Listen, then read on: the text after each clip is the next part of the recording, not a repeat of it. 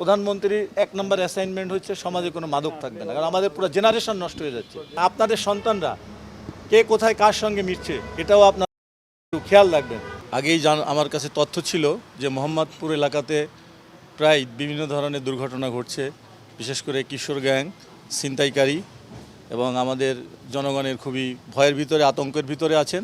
এই জন্য আমি নিজেই রাস্তায় নেমে এসেছি। আপনারা অলরেডি দেখেছেন সন্ধ্যাবেলায় আমরা ব্লক রেড দিয়ে বিভিন্ন এলাকাতে ছিনতাইকারী থেকে শুরু করে মাদক যারা বেচাকেনা করে এবং যারা গ্রহণ করে প্রত্যেককেই আইনের আওতায় আনার ব্যবস্থা নেওয়া হয়েছে। আমি স্টুডেন্ট লাইফে আমার মনে আছে একবার মোহাম্মদপুরে ঢাকা বিশ্ববিদ্যালয় থেকে আমার এক আত্মীয়ের বাসায় আসতেছিলাম। এই জেনেভা ক্যাম্পের পাশেই আমি ছিনতাইকারী কবলে পড়ি। এটা সেই 1986 সালের কথা।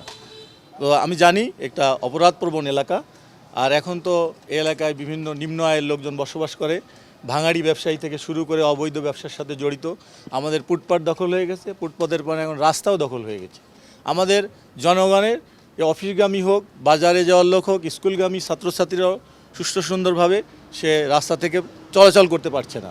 তা আমি চাই আপনাদের সকলের সার্বিক সহযোগিতায় এই কিশোর গ্যাং, তারপরে নিজের হাতে আইন তুলে নেওয়ার যারা চেষ্টা করছে, তারা ইয়াং জেনারেশনের সন্তান আমাদেরই, তাদেরকেও আপনারা রিকোয়েস্ট করব আপনারা স্কুল কলেজ ইউনিভার্সিটিতে গিয়ে বুঝাবেন যে আইন নিজের হাতে তুলে নেওয়া যাবে না।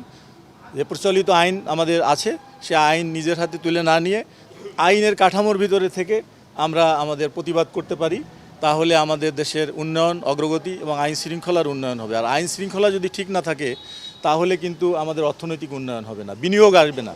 তো আমি নগরবাসীকে স্বস্তি দেওয়া, ছিনতাইকারী কবল থেকে রক্ষা করা, এই মব কালচার থেকে বেরিয়ে আসার জন্য আমি আমার ইয়াং জেনারেশনের ভাইদেরকে অনুরোধ করব, বিশেষ করে পলিটিক্যাল লিডারদেরও বলবো আপনারা সমঝোতার মাধ্যমে আপনারা আলোচনার টেবিলে বসে সকল সমস্যার সমাধান করেন। আপনারা জানেন মাত্র 2,20,000 পুলিশ আছে, লোকসংখ্যা প্রায় 20 কোটির মতো সারা বাংলাদেশে, আর ঢাকা শহরে প্রায় 4 কোটি।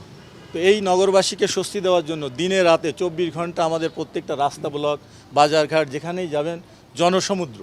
তো এইটাকে সুষ্ঠু সুন্দরভাবে পরিচালনা করতে হলে আমাদেরকে আইন মান্য করতে হবে। আমি নিজেই দেখেন রাতের বেলা মানুষ ছিনতাই কবলে পড়ে, আমাদের ট্রাক ছিনতাই হয়, কাভার্ড ভ্যান ছিনতাই, এক্সপোর্ট ইম্পোর্টে ডিস্টার্ব হয়। আপনি দেখেন কারণ বাজারের রাস্তাটা পুরো বন্ধ হয়ে যায়। সাধারণ মানুষ যারা ঘরে ফিরবে সারাদিন কাজ করে, তারাও ওখানে রাস্তায় বসে থাকতে হচ্ছে।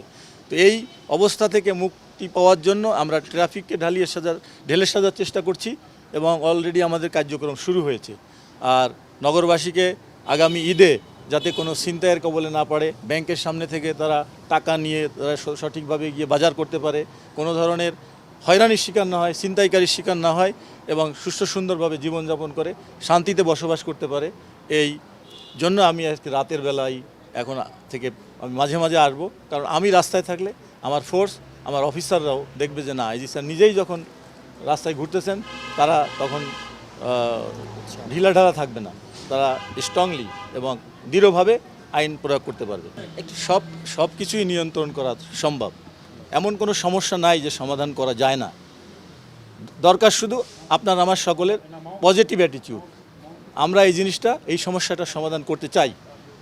আবার অনেক লোক আছেন সমস্যার সমাধান করবেন না, এখান থেকে কিছু ফায়দা লোটার চেষ্টা করবেন। দেখলে কোথাও যদি আগুন লাগে, এক গ্রুপ নিভাতে যায় আর এক গ্রুপ ওখানে আরেকটু আগুন বেশি বাড়ায় দিয়ে কীভাবে লুটপাট করা যায়। এই দুই ধরনের চরিত্রের লোক আছে সমাজে। তো আমরা সেই ভালো লোকগুলোকে প্যাট্রোনাইজ করব, খারাপ লোকগুলোকে আমরা আইনের আয়তায় আনবো এবং আবার আমরা মানবাধিকারও লঙ্ঘন করব না। আমরা আমাদের প্রচলিত আইন ব্যবস্থায় যতটুকু শক্তি প্রয়োগ করে এই ক্রিমিনালকে দমন করা দরকার আমরা সেইভাবে করব। এই ব্যাপারে আপনারা সহযোগিতা করবেন এবং পজিটিভলি পুলিশকে সহযোগিতা করার জন্য আমি অনুরোধ জানাই। আমরা যে জিনিসগুলো জানি না, অনেক জিনিস আপনারা জানেন। আপনারা দেখেন ফিডার রোডগুলোতে অন্ধকার চাপাতি দিয়ে আপনারা সেই ভিডিওগুলো রাতের বেলা, একটা বিস্ফোরা আসলে রাজধানীর বিস্ফোরা, সেই বিস্ফোরা এটা আমার এই জায়গাটা আমি কনসেন্ট্রেট করেছি ঈদের আগে যাতে এখানে কোনো ক্রাইম না হয় সেই ব্যাপারে আমরা কাজ করছি। এবং মাদকের স্পটগুলো আমরা প্রধানমন্ত্রীর এক নম্বর অ্যাসাইনমেন্ট হচ্ছে সমাজে কোনো মাদক থাকবে না, কারণ আমাদের পুরো জেনারেশন নষ্ট হয়ে যাচ্ছে। আমি দেখেছি প্রিন্সিপাল বাবা হাত ভাঙা, কী ব্যাপার, আমার সন্তানকে আমি মাদকের টাকা দিই নেই বলে আমার হাত ভেঙে দিয়েছে, এগুলো আমরা জানি। তো সবাই সহযোগিতা করবেন এবং আপনাদের সন্তানরা কে কোথায় কার সঙ্গে মিশছে এটাও আপনারা একটু খেয়াল রাখবেন।